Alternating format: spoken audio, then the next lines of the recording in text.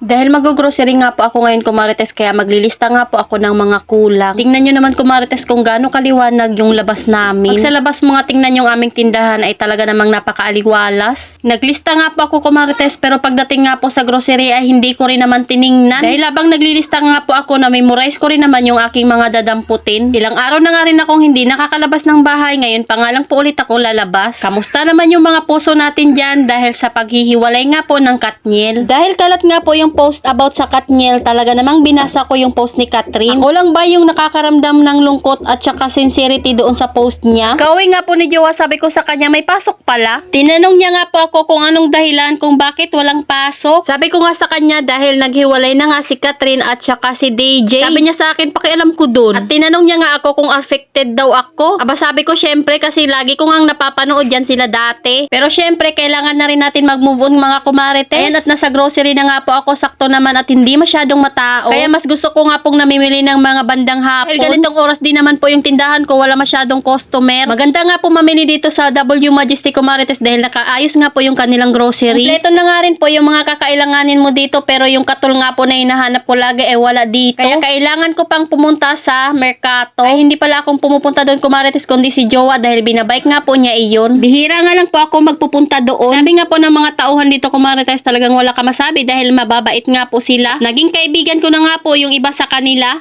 So ayan, habang namimili nga po ay nakikipagchismisan pa. Hindi ko nga rin po nagamit yung mga nilista ko kumarites dahil alam ko na nga po kung saan ko kukunin at kung ano yung kukunin ko. Ako lang ba yung ganun kumarites yung naglilista pero hindi naman tinitingnan? O kayo din? Kaya minsan talaga ay hindi na nga po ako naglilista. Paskong Pasko na nga po talaga dahil marami ka na ngang pagpipilian na pang Graham at saka yung mga Nestle cream. At syempre yung mga pang spaghetti na may kasama na nga pong sauce. Pero hindi pa nga po ako kumukuha kumarites dahil masyado pang maaga. Mga paninda nga lang po muna yung aking mga kinukuha. Madalas talaga ng kinukuha ka kumarites, tig 2 or tig 3 lang. Kuha lang ako ng tig 5 or 10 pag masyado nga pong mabenta iyon. Halimbawa nga po ng mga noodles at saka ng mga pansit canton. Lalo na nga po yung mga dilata. Pagkatapos ko nga po dito kumarites ay next ko naman nga po yung mga gummies. Ito talaga yung pinakamabilis maubos sa akin. Dahil ito nga po yung mga binibigay ko doon sa mga bata na piso lang yung pera. Dumiretso naman nga po ako doon sa mga pambaon ng mga bata dahil wala na nga rin po akong mga biskwit. Kitang-kita naman nga po sa tindahan ko na marami na nga pong kulang. Hindi ko na nga po nabidyohan yung iba dahil marami na nga pong tao. Pala yung una kong mga kinuha dahil napansin ko nga po mayroon palang kulang. Kaya habang nag-i-scan na nga po sa cashier ay kumuha nga muna ako ng mga chichirya. Marami rin nga po pala akong nakita ng mga promo kaya yun na nga po yung kinukuha ko ng tigda 2. Ayan, at nakakuha na nga ako ng chichirya kumarites, malaki at maliit na nga po iyan. Sa mga ganitong bagay na nga lang po ako nagiging masaya maliban sa pamilya ko. At syempre sa mga promo na nakakuha natin sa grocery dahil malaking tulong nga po iyan sa ating tindahan. Kaya kahit meron pa nga ako ng ganong stock ay kumukuha na rin ako. Malaking tipid din yun at kikitain natin. Alam nyo naman mahalaga sa atin ang bawat items. Madami-dami nga rin po ako na grocery kumarites para sa aking tindahan. Meron na naman nga pong pagpipilian yung mga bata dahil nung nakarang araw pa nga po sila walang nabibili ng gamis. Salamat sa panonood. Follow for more. God bless us.